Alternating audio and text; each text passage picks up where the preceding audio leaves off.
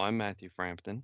I'm a Sage Intacct implementation consultant with Vision 33, and today we will review the cash management module and bank reconciliation process within Sage Intacct.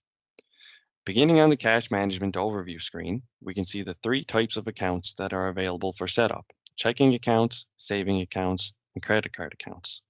All of these accounts can be linked to the payment providers and have transactions automatically imported to Sage Intacct. Below the accounts, we can see some tasks that we can perform, from something as simple as making a deposit or transferring funds to something more complicated, such as beginning our bank reconciliation. Navigating to the checkings accounts, we can see the two accounts that are set up within this environment: the Royal Bank of Canada and the Silicon Valley Bank. If we click on the View button to navigate into the Silicon Valley Bank, we can see some more details such as the ID, the account number, the actual bank name, the routing number and branch ID, etc. Scrolling down, we can see some accounting information such as the GL account that this bank account is linked to, the location dimension that it is linked to, some default journals, and some default accounts. If we click on the check printing screen, we can see some defaults for check printing. If we click on the bank file tab, we can see some defaults information for ACH payments.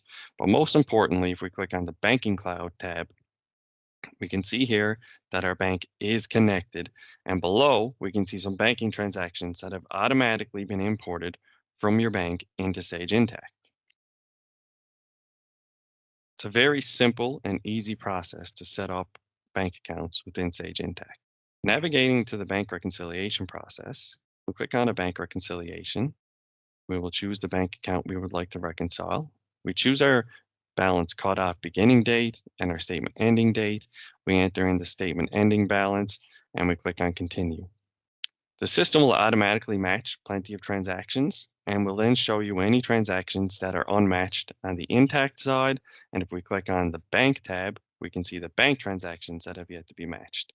To manually match these transactions, we can just click on a match button, and then we can filter through and choose the transactions that match this amount. As we click on boxes, we can see the amount rise or lower based on whether the amount is a debit and a credit or a check and a debit.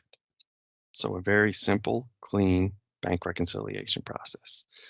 Navigating back out, it is also possible to see any prior bank reconciliations.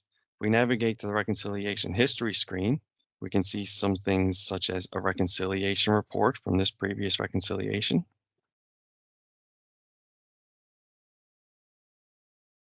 or we can see an outstanding items report from the previous reconciliation.